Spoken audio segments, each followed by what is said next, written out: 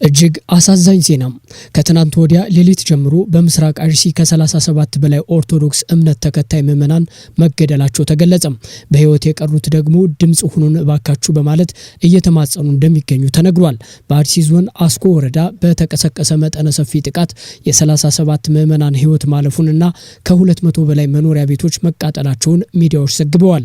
በኦሮሚያ ክልል ምስራቅ አርሲ ዞን በአስኮ ወረዳ ከትናንት ወዲያ ግንቦት 23 ቀን 2018 ዓ.ም ጀምሮ በኦርቶዶክስ እምነት ተከታዮች ላይ ተነጣጥሮ በተሰነዘረ መጠነ ሰፊና አሰቃቂ ጥቃት እስካሁን የ37 ሰዎች ህይወት ማለፉ ተረጋግጧል። በጥቃቱ በአስኮ ወረዳ በሚገኙት በጠለታ ገብርኤልና በኩፍቴና መድኃኔዓለም አካባቢዎች ከፍተኛ ውድመትና ዘረፋ መድረሱ የታወቀ ሲሆን ሁለት ታሪካዊ አብያተ ክርስቲያናትን ጨምሮ 234 መኖሪያ ቤቶች ሙሉ በሙሉ በቃጠሎ መውደማቸውን ከአካባቢው በቀጥታ የተገኘው መረጃ ያሳያል።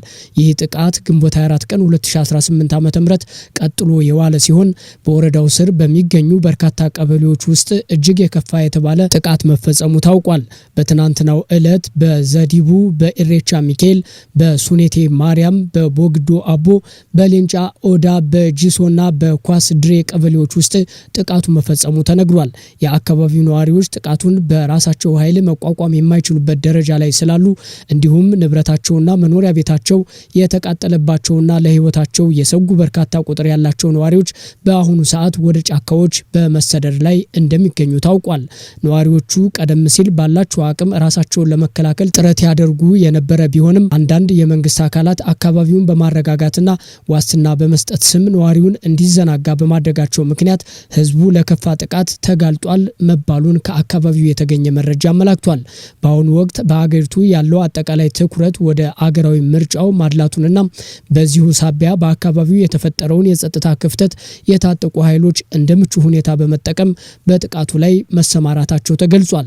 ይህ በምስራቅ አርሲ ዞን አስኮ ወረዳ በሚገኙ አካባቢዎች በኦርቶዶክስ እምነት ተከታዮች ላይ ያነጣጠረው መጠነ ሰፊ ጥቃት በሀገራዊ ምርጫው ዋዜማና በዕለቱ የታቀደ ይመስል የተፈጸመ መሆኑን መረጃዎች ያሳያሉ። በወረዳው ስር በሚገኘው ጠላታ ጨፋ ቀበሌ በተፈጸመው ጥቃት የኦርቶዶክስ እምነት ተከታዮች መኖሪያ ቤቶች በተለየ ሁኔታ እየተለዩ መቃጠላቸውንና ከብቶቻቸውን ጨምሮ በርካታ ንብረቶቻቸው በታጣቂዎች እየተዘረፉ መሆኑ ተረጋግጧል። በዚህም የተነሳ ነዋሪዎቹ አካባቢያቸውን ሙሉ በሙሉ ለቀው ሱንቴ ወደሚባል ስፍራ ለመሰደድ ተገደዋል ተብሏል።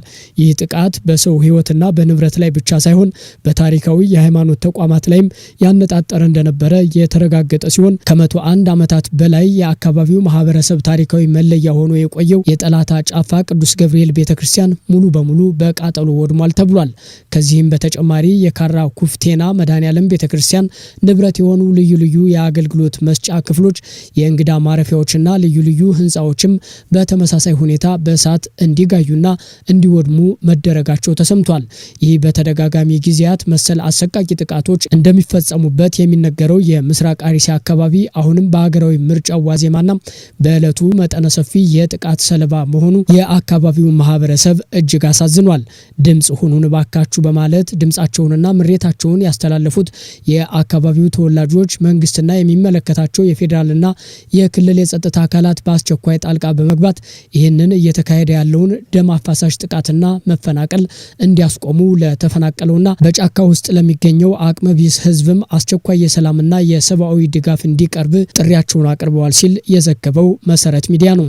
ይህ በእንዲህ እንዳለ የኢትዮጵያ ኦርቶዶክስ ተዋሕዶ ቤተክርስቲያን ልሳን የሆነው የማህበረ ቅዱሳን ብሮድካስት አገልግሎት በበኩሉ ባሰራጨው መረጃ በምስራቅ አርሲ ሀገረ ስብከት ከ10 በላይ ኦርቶዶክሳውያን ሲገደሉ የ101 ዓመት ዕድሜ ያለው የቅዱስ ገብርኤል ቤተክርስቲያን ሙሉ በሙሉ በእሳት መውደሙን ዘግቧል። የመድኃኔዓለም ቤተክርስቲያን ላይም ዘረፋ የተካሄደ ሲሆን ምዕመናን ጽላቱን ይዘው ተሰደዋል፣ መኖሪያ ቤታቸውም ተቃጥሏል ሲል አክሏል። እንደ ወትሮ ሁሉ ዛሬም በምስራቅ አርሲ ሀገረ ስብከት ምድር ላይ ታላቅ ሀዘን ላይ ይገኛል ያለው የማህበሩ ሚዲያ ማቅ የለበሱ እናቶች፣ እንባቸው ያላለቀ ህፃናትና ማደሪያ ያጡ አረጋውያን ጩኸት ሰሚ አጥቷል ብሏል። ከግንቦት 23 ቀን 2018 ዓ.ም ጀምሮ በምስራቅ አርሲ ሀገረ ስብከት አስኮ ወረዳ ጠላታ ጨፋ ቀበሌና ካራ ኩፍቴና በሚባሉ አካባቢዎች በኦርቶዶክሳውያን ላይ ያነጣጠረ አሰቃቂ ግድያ ተፈጽሟል። ለደህንነታቸው ሲባል ስማቸውን የማንጠቅሰው የአይን እማኝና መረጃ ሰጪያችን እንደገለጹልን ከሆነ ጥቃቱ እጅግ አሳዛኝና አረመኔያዊ እንደነበረም ይናገራሉ በማለት መረጃውን ያጠናክራል። በአስኮ ወረዳ ጠላታ ጨፋ ቀበሌ ብቻ በታጣቂ ኃይሎች በተፈጸመ ሰብአዊነት በጎደለው ጥቃት ከ10 በላይ ንጹሃን ኦርቶዶክሳውያን ተገድለዋል። ሚዲያው አክሎም ይህ አሰቃቂ ጥቃት በሰዎች ሕይወት ላይ ብቻ አላበቃም፣ የክርስቶስ ቅዱስ ስጋና ክቡር ደም የሚፈተትበትን መቅደስም ጭምር ኢላማ ያደረገ ነበር። በአካባቢው 101 ዓመታትን እድሜ ያስቆጠረው ታላቁ የእድሜ ባለጸጋ የጠላታ ጨፋ ቅዱስ ገብርኤል ቤተክርስቲያን ሙሉ በሙሉ በእሳት መውደሙን መረጃ ሰጫችን ገልጸውልናል ብሏል። በተመሳሳይ ጥቃት በካራ ኩፍቴና መድኃኔዓለም ቤተክርስቲያን ላይ ጥቃት የተሰነዘረ ሲሆን የቤተክርስቲያኑ ንብረት የሆኑ ቤቶች በመቃጠላቸው ምዕመናን የመድኃኔዓለምን ቅዱስ ጽላት ይዘው በእግራቸው ወደ ሌላ አካባቢ መሸሸታቸው ታውቋል። ኦርቶዶክሳውያኑ ተወልደው ካደጉበት ወልደው ከሳሙበት ቀያቸው በሃይማኖታቸው ብቻ ቤታቸው እየተለየ ተቃጥሏል። ንብረታቸውና ከብቶቻቸው ተዘርፈዋል። ከጥቃቱ የተረፉት ነዋሪዎችም ይዘውት የሸሹት እምነታቸውንና ማንነታቸውን ብቻ በመሆኑ አሁን ላይ ሜዳ ላይ ወድቀው ይገኛሉ ሲል ነበር በሐዘን ተውጠው የነገሩን ሲል የማህበረ ቅዱሳን ብሮድካስት አገልግሎት አመላክቷል። በተያያዘ ዜና በዚሁ በምስራቅ አርሲ ሀገረ ስብከት በሽርካ ወረዳ በሁለት ወጣት ኦርቶዶክሳውያን ላይ ዘግናኝ ግድያ መፈጸሙ ተሰምቷል። ድርጊቱ የተፈጸመው ሚታና ዋጂ ቀበሌ ሲሆን ታጣቂዎች ግንቦት 23 ቀን 2018 ዓ.ም ወደ ወጣቶቹ መኖሪያ ቤት በመግባት በቁጥጥር ስር እንዳዋሏቸውና በመቀጠልም ወጣቶቹን ወደ ሚታና ጋዶ ቀበሌ በመውሰድ አንደኛውን በስለት አርደው ሁለተኛውን ደግሞ በጥይት በመምታት በጭካኔ ህይወታቸውን እንዳጠፉት ተገልጿል። ህይወታቸውን ያጡት የእነዚህ ወጣቶች ስርዓተ ቀብር ግንቦት 24 ቀን 2018 ዓ.ም በጋዶ ማህደረ ስብሐት ቅድስት ማርያም ቤተክርስቲያን ምዕመናንና ቤተሰብ በተገኘበት በአንድ መቃብር ተፈጽሟል።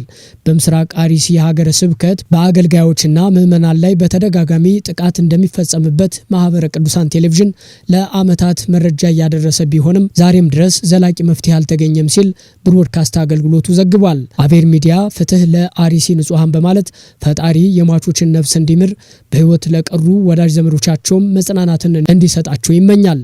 አበቃን። ቸርን ሰንብት።